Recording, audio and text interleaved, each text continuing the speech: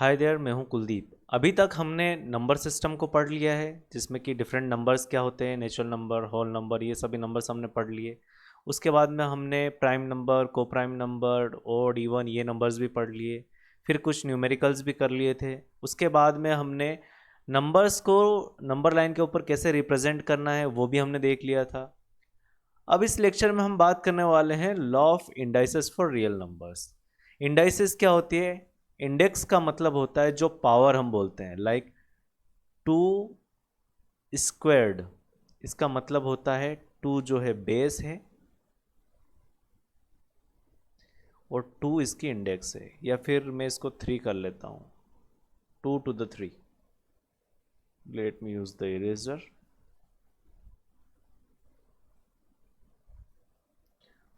To to the three, तो three क्या हो जाएगी? इसकी इंडेक्स। पावर भी बोलते हैं हम इसे बोलचाल की भाषा में, लेकिन यहाँ पर प्रोफेशनली बात करनी है आज हमें। तो अगर इस तरीके से एक नंबर जिसका बेस है ए, जिसका बेस सेम हो, एम्फेसिस कर रहा हूँ मैं इस वर्ड पे, जिसका बेस सेम हो, बीच में मल्टीप्लिकेशन का साइन हो और कुछ अलग पावर्स या अलग इंडेक्स से चढ़ी हुई है, तो इस केस में क्या होगा? बेस वही रहेगा, जो इंडाइसेस है वो जुड़ जाएंगे। तो क्या ये सही है? चेक करते हैं। Two cubed multiplied by two squared equal to, इस रूल के हिसाब से मैं बता रहा हूँ क्या होगा। Two to the three plus two equal to two to the five. ये हो जाएगा एट, ये हो जाएगा फोर। तो इसका मतलब एल एच एस क्या आया? 32। अब आर एच एस भी 32 आना चाहिए, तभी जाके हमारा रूल सही होगा। टू टू द फाइव क्या होता है? Two two two two two, ये इतना एट हो जाएगा, मल्टीप्लाइड बाय ये इतना फोर हो जाएगा। तो 32 इज इक्वल टू 32। मतलब ये जो रूल हमने देखा है सही है, लेकिन ये कहाँ पर वैलिड होगा? मैं लिखना चाहूँगा इसको, when base are same, when base are same, bases are same, and two numbers are in multiplication, then their indices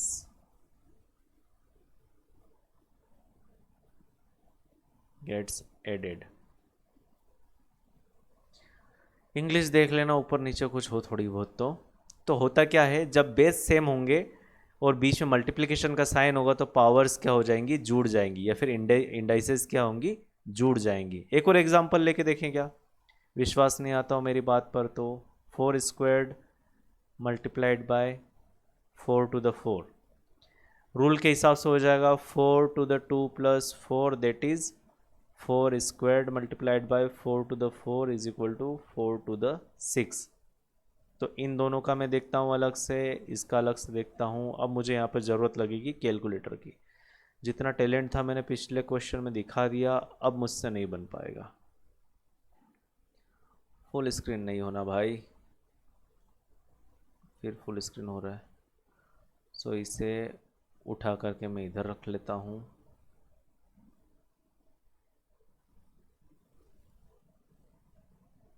चलो क्वेश्चन करते हैं। फोर स्क्वायर्ड, ये फोर, ये हो गया स्क्वायर्ड, तो कितना हो गया? 16। 16 मल्टीप्लाइड बाय, वापस से कैलकुलेटर पे चलते हैं,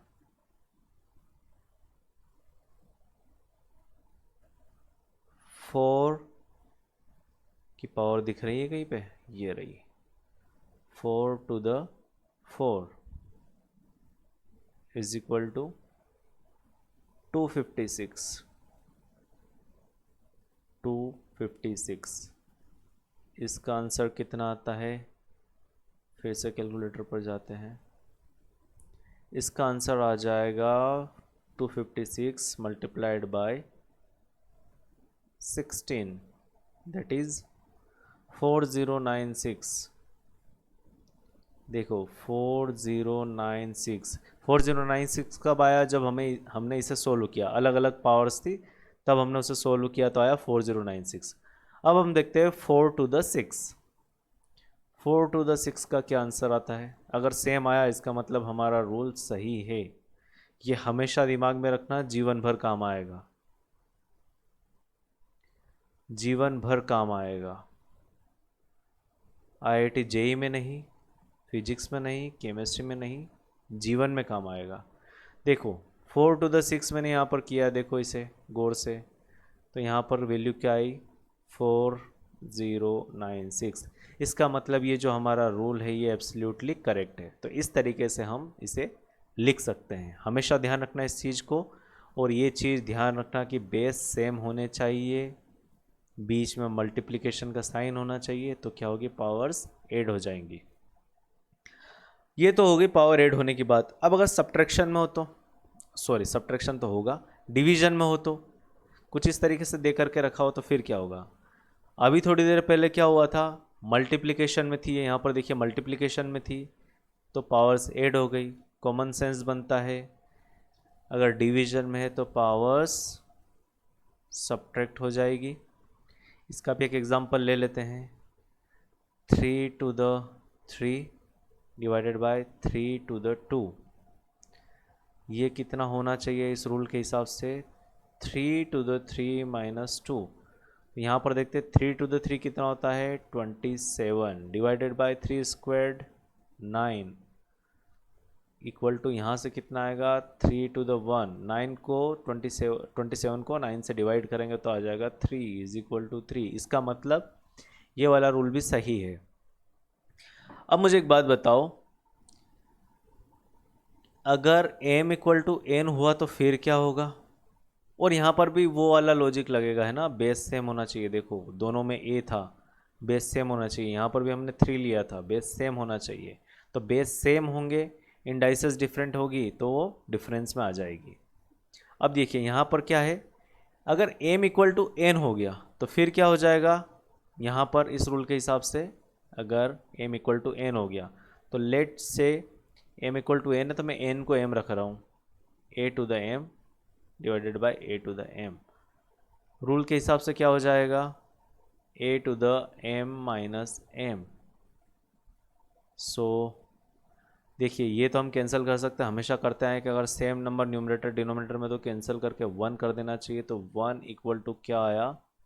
a⁴।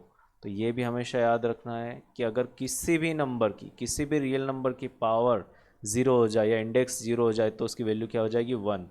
तो क्या लिख सकते हो? 5 to the 0 = 1, 7 to the 0 = 1, anything, √2 to the 0 = 1, कुछ भी लिख सकते हो आप, रियल नंबर्स होने चाहिए बस। एक और लॉजिक मैं आपको यहाँ से सिंपली बता देता हूँ। आप लिखिए यहाँ पर 5² लिखिए। मैं आपसे बोलता हूँ एक एक पावर कम करते जाइए इसमें। 5² आपने लिखा, एक पावर कम करते जाओ तो ये हो गया 5 to the 1, एक और पावर कम करेंगे 5 to the 0, एक और पावर कम करेंगे 5 to the -1 and 5 to the -2। ठीक है, मैंने क्या बोला? यहाँ पर 5² लिखा, इसमें से एक एक पावर कम करते जाओ। 5² था, फिर 5 to the 1 हुआ, 5 to the 0, 5 to the -1, 5 to the -2। देखिए इसको मैं ऐसे लिख सकता हूँ 25, 5² = 25, ये हो जाएगा 5। यहाँ पर चलो छोड़ देते हैं, अभी कुछ नहीं है, ये हो जाएगा 1 divided by 5 and 1 divided by 25। अच्छा ये जो रूल है ये मैं नेक्स्ट रूल बताने वाला हूँ, अभी समझ लो बस इतना कि अगर पावर माइनस में तो 1 डिवाइडेड बाई जो भी इधर होता है वो हो जाएगा। तो देखो यहाँ पे कुछ गैप हो रही है, यहाँ पे कितने की गैप है? 5 से मल्टीप्लाई हो रहा था, 5 से मल्टीप्लाई हो रहा था, 25 आया। अब देखो मैंने 25 में 5 से डिवाइड किया तो क्या आया? 5। सो 5 से 5 में डिवाइड करता हूँ तो आएगा 1, फिर एक और 5 से डिवाइड कर देता हूँ तो आ जाएगा 5, 1/5, फिर एक बार डिवाइड करता हूँ 1/25। तो इस लॉजिक से भी आप समझ सकते हैं कि 5 to the power 0 = 1। समझ आ रही है बात?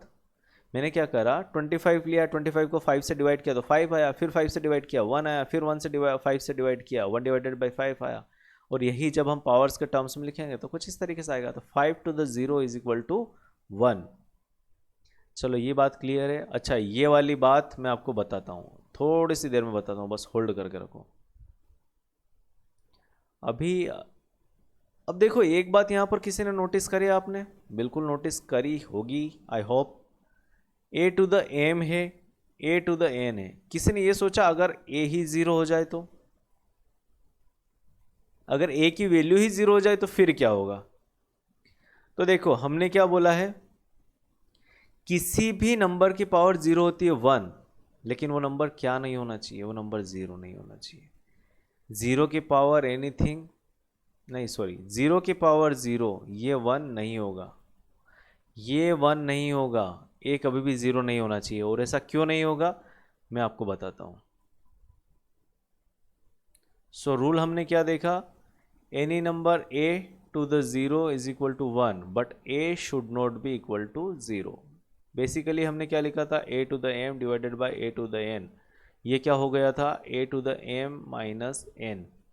देखो अगर हमें पावर को 0 करना है तो m और n दोनों इक्वल होने चाहिए, तभी जाके पावर सेम होगी। तो m और n तो दोनों इक्वल हो गए, m और n दोनों इक्वल हो गए, तो मैं लिख लेता हूं a to the m divided by a to the m। Okay, so यहां पर a की वैल्यू अगर हम 0 ले लेते हैं, सोचो इस बात को, a की वैल्यू मैं 0 ले लेता हूं और इसकी पावर कुछ भी चढ़ा देता हूं m, जो कि 0 नहीं है, नॉन जीरो नंबर है m is not equal to 0 which is sorry m is equal to n but m is not equal to 0, ये कंडीशन हमारे पास है। तो अब देखो यहाँ पर क्या होगा, चलो m कोई भी एक पॉजिटिव नंबर है, नेगेटिव नंबर है, कुछ भी होगा, तो m अगर 0 नहीं है तो एनी पावर 0 की कोई भी पावर आप चढ़ा दो, 7 चढ़ा दोगे तो भी 0 ही आएगा, क्योंकि 0 to the 7 का मतलब क्या होता है, 0 0 0 7 टाइम्स, तो वो भी 0 ही आना है। तो इसका मतलब ये क्या हो जाएगा, 0/0 हो जाएगा। देखो थोड़ी टाइम पहले हमने पढ़ा था, उसे भी छोड़ो, सबसे पहले मुझे ये बताओ, 0 से अगर किसी भी नंबर में डिवाइड, 0 में किसी भी नंबर से डिवाइड करेंगे तो आएगा क्या, 0। ये सभी को बात क्लियर है, सभी को पता है ये बात? नहीं पता तो मैं बताता हूँ। चलो आपके पास 0 पिज़्ज़ा है, आपने 0 पिज़्ज़ा को 5 लोगों के बीच में बांट दिया, तो सभी लोगों के पास कितना कितना पिज़्ज़ा आया, 0। जब आपके पास पिज़्ज़ा ही नहीं था तो आप 5 लोगों के बीच में बांटोगे क्या, कुछ नहीं, तो 0 पिज़्ज़ा थे, 5 लोगों में बांटे, आया आंसर 0। सो 0 को किसी भी नंबर से डिवाइड करते तो आता क्या है, 0। वहीं हमने lecture number I think first में ही ये चीज़ डिस्कशन की थी, जहां पर हमने रेशनल नंबर्स को पढ़ा था कि अगर हम किसी भी नंबर को 0 से डिवाइड करते हैं तो हमें मिलता है इन्फिनिटी, एक इतना बड़ा नंबर जिससे हम डील नहीं कर सकते। तो अब सोचो, 0 जब न्यूमरेटर में होता है तो हर एक चीज़ को 0 बना देता है, 0 जब किसी नंबर के न्यूमरेटर में होता है तो हर एक चीज़ को 0 बना देता है, और वहीं अगर 0 किसी नंबर के डिनोमिनेटर में होता है तो उस चीज़ को बना देता है इन्फिनिटी। तो 0 जब न्यूमरेटर में होता है तो वो सभी को बना देता है 0, और 0 जब डिनोमिनेटर में होता है तो सभी चीज़ों को बना देता है इन्फिनिटी। अब देखो यहाँ पर न्यूमरेटर में भी 0 है, डिनोमिनेटर में भी 0, तो मुझे बताओ वो क्या बनाएगा। न्यूमरेटर चाहता है कि मैं नंबर को 0 बनाऊँ और डिनोमिनेटर चाहता है कि मैं नंबर को इन्फिनिटी बनाऊँ। 0 वो नंबर होता है जो कुछ नहीं होता, और इन्फिनिटी इतना बड़ा नंबर होता है जिसे हम इमेजिन नहीं कर सकते। तो दोनों की लड़ाई में मिलेगा क्या, कुछ नहीं, नॉट डिफाइंड।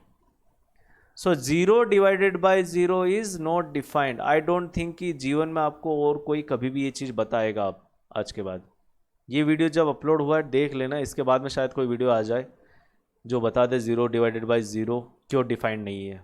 इस वीडियो को देख के ही तो बनाएगा कोई। चलो सर आपने खुद की तारीफ बहुत कर ली, लेकिन क्या करें, काम ही ऐसा है यार। 0 divided by any number is 0 and 1 divided by या any number divided by 0 is infinity. That is why 0 divided by 0 is not defined, क्योंकि न्यूमरेटर चाहता है कि वो 0 बनाए उस नंबर को, डिनोमिनेटर चाहता है कि उस नंबर को इन्फिनिट बनाए। तो ये बात क्लियर है सभी के साथ। तो इसके अंदर हमें एक चीज़ लिखनी पड़ेगी, एक चीज़ मेंशन करनी पड़ेगी, a should not be equal to 0। Any value चल जाएगी, 0 नहीं होना चाहिए। और ये कंडीशन हमें क्यों लिखनी है, क्योंकि हमने क्या बोला था, law of indices for real numbers, और a अगर एक रियल नंबर है तो रियल नंबर में 0 भी आता है। तो ज़ीरो के लिए एप्लीकेबल नहीं है, इतना ध्यान रखना है। और इस चीज़ को भी ध्यान रखना है कि ज़ीरो के अलावा अगर कोई भी नंबर है उसकी अगर हमने इंडेक्स को ज़ीरो रख दिया, उसकी पावर को ज़ीरो रख दिया, तो वो क्या हो जाएगा, 1। चलो सर बहुत ज़्यादा बोलते हो, कुछ नया पढ़ाओ। ठीक है, हमने नया पढ़ने की कोशिश करते हैं। अब अभी हमने क्या पढ़ा था, दो नंबर्स हैं जिनके बेस सेम है, पावर्स अलग है, तो पावर्स ऐड हो जाती है, ये यहाँ पर ऐड हो गई। अब क्या हुआ, देखो बेस एक है, उसकी एक पावर चढ़ी है और ब्रैकेट के बाहर एक और पावर चढ़ी हुई है, तो इसका आंसर हो जाएगा a⁴m मल्टीप्लाइड बाई n। अब बेस सेम था, पावर्स की पावर चढ़ी हुई थी, तो यहाँ पर पावर्स का मल्टीप्लिकेशन होता है। कैसे, चलो एक एग्जांपल लेते हैं, मैं ले लेता हूँ 5⁴ की पावर 3। चलो इसे सोल्व करते हैं, तो ये हो जाएगा 25⁴। इतनी बड़ी कैलकुलेशंस तो सर को आती नहीं है, तो सर क्या यूज़ करेंगे, कैलकुलेटर। सर को भगवान ने वरदान दे के रखा है कि वो कैलकुलेटर यूज़ कर सकते हैं, लेकिन आप नहीं कर सकते, आपकी एग्ज़ाम में अलाउड नहीं है। 15/6 = 25, ये हो जाएगा 15/6 = 25। अब अगर मैं लॉ को लगाता हूँ तो ये क्या हो जाएगा, 3 × 2, 5⁴ मल्टीप्लाइड बाई 3, सॉरी 5⁴। चलो क्या ये चीज़ मिलती है हमें ये करने पर, चेक करते हैं। 5 की पावर में चढ़ा देता हूँ 6, क्या आंसर आया, 15/6 = 25। मतलब ये एप्लीकेबल है, हम ऐसा कर सकते हैं। ये बात भी हो गई, अच्छी बात है, आगे चलते हैं। अब क्या होगा, ये क्या केस था, बेस था, बेस की एक पावर थी और उस पावर की भी एक पावर चढ़ी हुई थी, लेकिन यहाँ पर दो नंबर से, देखो ए और बी दो नंबर से, दोनों की एक पावर चढ़ी हुई। इस केस में क्या होगा, इस केस में कुछ ऐसा होगा, ए की भी पावर n हो जाएगी मल्टीप्लाइड बाय बी की भी पावर n हो जाएगी। तो ये बात कुछ गले नीचे उतरी नहीं उतरी, पहले कन्फ्यूज़न दूर करते हैं कि यहाँ पर क्या था, पावर्स मल्टीप्लिकेशन में थी, पावर्स मल्टीप्लिकेशन में थी और बेस सेम था, लेकिन यहाँ पर क्या है, बेसेस अलग अलग है लेकिन पावर सेम है। सो हम क्या करेंगे, डिस्ट्रीब्यूट कर देंगे, a⁴n b⁴n। चलो एग्जांपल लेकर के देखते हैं। a = मैं ले लेता हूँ 7 और b = ले लेता हूँ मैं 3। अच्छा एक बात यहाँ पर नोट करिए कि यहाँ पे बीच में मल्टीप्लिकेशन का साइन नहीं है, तो ए और बी क्या होते हैं, वेरिएबल्स हैं। वेरिएबल्स के बीच में मल्टीप्लिकेशन साइन लगाने की कोई ज़रूरत नहीं होती है हमें, लेकिन न्यूमरल्स के सामने में लगवाने की ज़रूरत पड़ती है। अगर मैं इसे ऐसा 73 लिख दूंगा तो वो बिल्कुल गलत हो जाएगा, हम नहीं कर सकते ऐसा। वेरिएबल्स के साथ हम कर सकते हैं, और वेरिएबल्स क्या होते हैं, कॉन्स्टेंट क्या होता है, ये भी हम आने वाले चैप्टर में समझेंगे, जो कि है पॉलिनोमियल, उसमें हम ये चीज़ समझेंगे बहुत अच्छे से। अभी के लिए समझ लो, यहाँ पे बीच में मल्टीप्लिकेशन का साइन लगता है। एन में ले लेता हूँ, ज़्यादा बड़ा नंबर नहीं लेता हूँ, नहीं तो कैलकुलेटर यूज़ करना पड़ेगा। 2 ले लिया मैंने, खैर इसमें भी ज़रूरत पड़ सकती है कैलकुलेटर की। तो लॉ क्या बोलता है, ए की भी पावर n चढ़ जाएगी, मतलब 7 की भी पावर 2 हो जाएगी मल्टीप्लाइड बाय 3 की भी पावर 2 हो जाएगी, ये बोलता है नियम। इसको हम सॉल्व करते हैं, 7×3 = 21 का स्क्वायर क्या हो जाएगा, नहीं आता सर, कैलकुलेटर से करते हैं, नहीं आता हमें। सर आईआईटी से पढ़े हुए फिर भी आपको छोटी छोटी कैलकुलेशन करना नहीं आती, क्या करें सर, मजबूरी है। आईआईटी ने भुला दिया हमें हाथ से कैलकुलेशन करना, कैलकुलेटर दे देते थे, क्या करें हम। 441 आया, क्या आया, 441। 7² 49 मल्टीप्लाइड बाय 9। सर वापस से आप तो कैलकुलेटर करोगे, आईआईटीएन होने का कोई मतलब नहीं है, माफ़ करो प्रभु, कैलकुलेटर यूज़ करना पड़ता है, क्या करें। 49 मल्टीप्लाइड बाय 9, लेकिन आपको ये अलाउड नहीं है, मैं कर सकता हूँ, आप नहीं कर सकते, आपके स्कूल में अलाउड नहीं है, ये बात ध्यान रखिएगा। 441 = 441, इसका मतलब ये लॉ भी क्या है, वैलिड है, हम इसे भी यूज़ कर सकते हैं। अब क्या हुआ, देखो अब वेराइटी क्या चेंज हुई, यहाँ पर बेसिस का मल्टीप्लाई हो रहा था और पावर कॉमन थी, यहाँ पर डिवीजन हो रहा है, पावर कॉमन है, तो इसे हम ए से लिख सकते हैं a to the n divided by b to the n। चलो कुछ न्यूमेरिकल वैल्यूज़ लेकर के देखते हैं। वही 7 और 3 ले लेते हैं, स्क्वायर्ड ले लेते हैं, तो इसके हिसाब से हो जाएगा 7 squared divided by 3 squared. 7 divided by 3 तो सर को करना आता नहीं है, कैलकुलेटर से देखते हैं 7 डिवाइडेड बाय 3 का क्या आंसर आता है। ओह सॉरी, 7 डिवाइडेड बाय 3 क्या होता है, 7 डिवाइडेड बाय 3 इक्वल टू ये 2.33। अच्छा देखो ये कौन सा नंबर है, दिख रहा है, रिपीटिंग एंड नॉन टर्मिनेटिंग। तो ये रेशनल नंबर 7 डिवाइडेड बाई 3 एक रेशनल नंबर है, और ये अगर हम डेसिमल टर्म्स में कन्वर्ट करते हैं तो ये होता है रिपीटिंग एंड नॉन टर्मिनेटिंग। तो 2.3 यहाँ पे मैं लिखूँगा 2.33। अब ऐसे चलते ही जाएगा, बार नहीं लगाऊंगा मैं इसको, मैं बस मैंने कौन सी वैल्यू ले ली, एक अप्रोक्सीमेट वैल्यू ले ली, क्योंकि बार लगाएंगे तो फिर स्क्वायर कैसे करेंगे वो मुझे नहीं आता। मुझे क्या, किसी को नहीं आता, किसी ने नियम ही नहीं बनाया आज तक, हम क्या करें। सो 49 एंड 9, सो 2.3333 का स्क्वायर्ड कितना आता है, वापस से कैलकुलेटर पे देखते हैं। कुछ ऐसे करना पड़ेगा क्या, ठीक है ऐसे कर लेते हैं। 2.3333, अच्छा पहले से लिखा हुआ था मैंने हटा दिया, इसका स्क्वायर कितना आता है 5.444, ऐसा कुछ आएगा, ये हो जाएगा 5.444, ऐसे करके चलता जाएगा, equal to 49.9, sorry 49 divided by 9 क्या होता है, ये भी देख लेते हैं। 49 डिवाइडेड बाई 9 क्या होगा, 49 डिवाइडेड बाई 9, और आप खुद भी अपने से ये कैलकुलेशन करिए तभी समझ आएगा। देखिए सर, देखिए सर 5.444 आया, वो भी चलते जा रहा है, तो इसका मतलब ये जो हमारा रूल है ये भी क्या है, सही है, वैलिड है, ये भी देख लिया।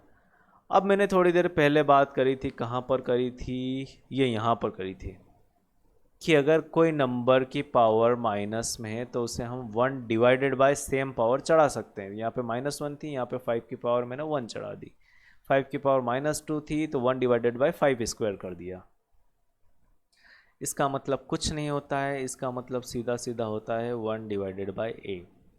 ये बात भी क्लियर है, एक एग्जांपल करके देखते हैं। मैं 5 टू द -1 ले लेता हूँ, तो कैलकुलेटर पे चलकर देखते हैं।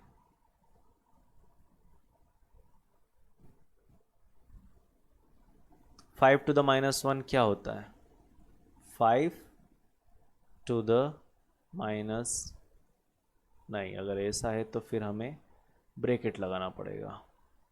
ब्रैकेट दिख रहा है क्या, नहीं दिख रहा है,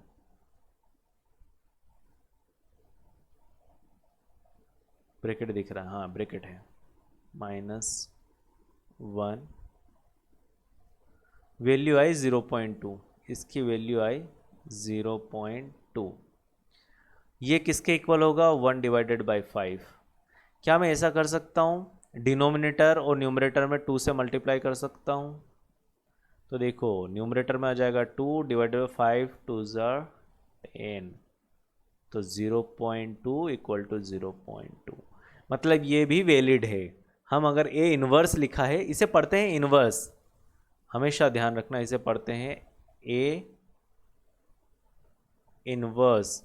सो अगर ए इन्वर्स लिखा हुआ है, इसका मतलब हम क्या करेंगे, ए को इन्वर्ट कर देंगे, 1 डिवाइडेड बाई ए कर देंगे। ए टू द -1 लिखा है, उसे 1 डिवाइडेड बाई ए कर देंगे। तो इस तरीके से ये 6th रूल भी खत्म हुआ।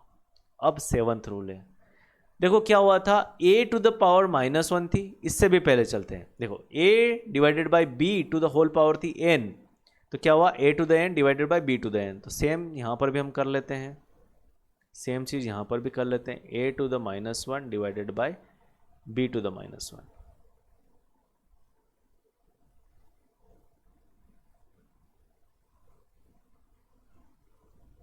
ये कर लिया हमने। अब देखो a to the minus one का मतलब क्या होता है 1 डिवाइडेड बाई a, और b to the minus one का मतलब क्या होता है 1 डिवाइडेड बाई b।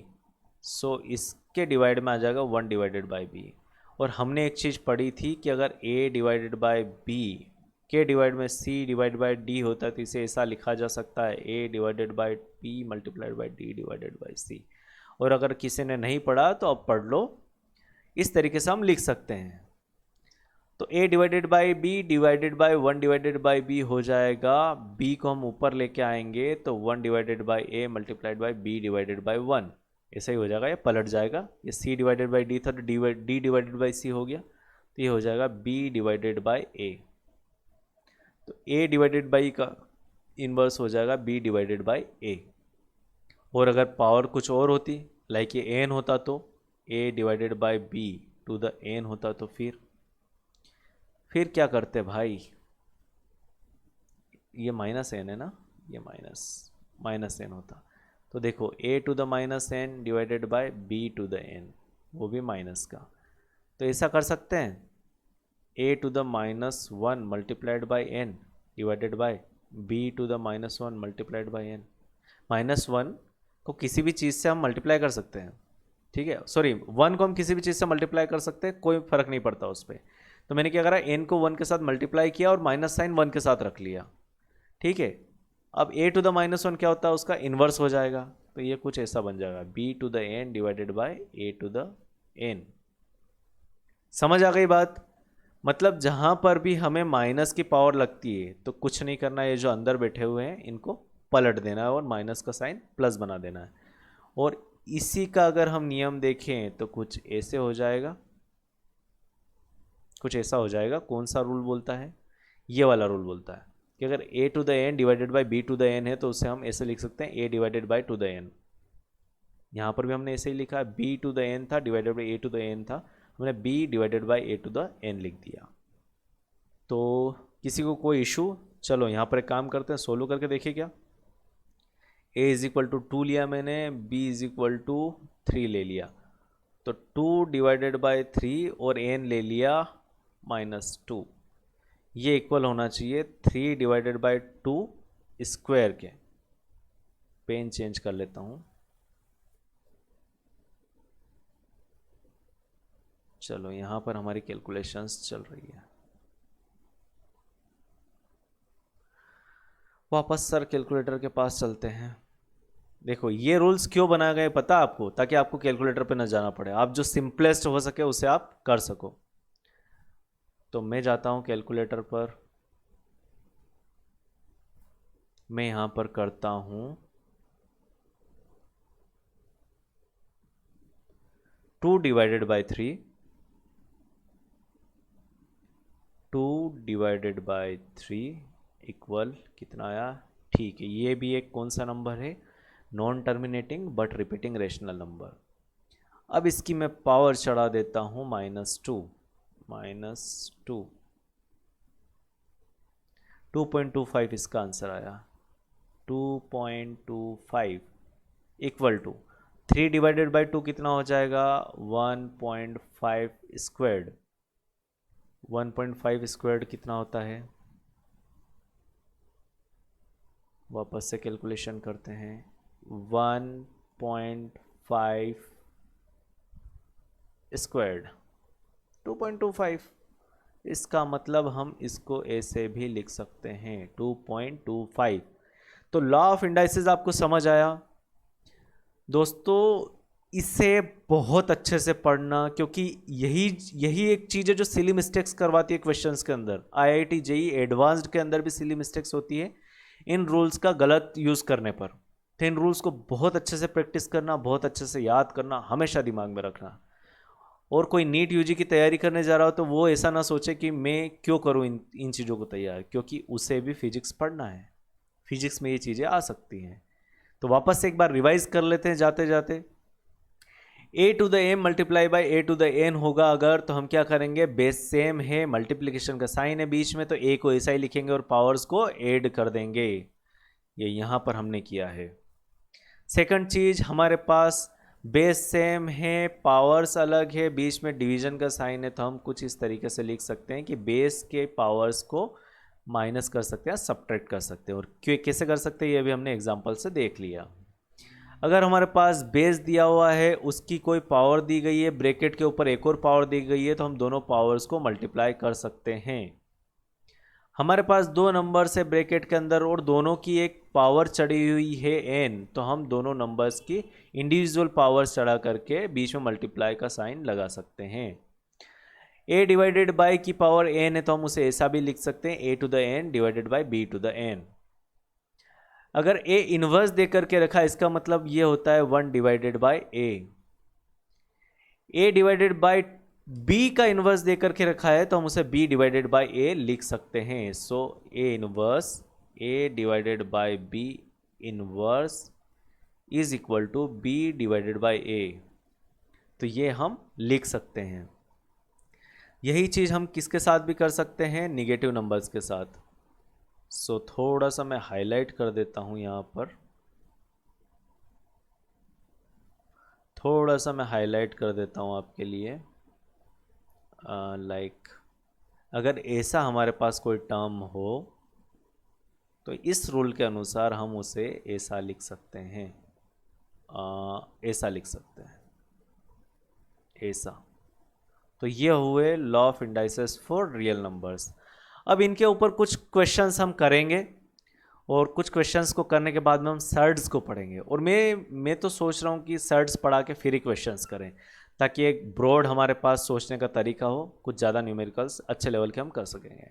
तो मिलते हैं नेक्स्ट लेक्चर में, सर्ड्स पढ़ेंगे और हो सका तो न्यूमेरिकल भी करवा सकता हूँ, depending on my mood. Sir Moody है इसलिए। सो मिलते हैं नेक्स्ट लेक्चर में। Thank you very much.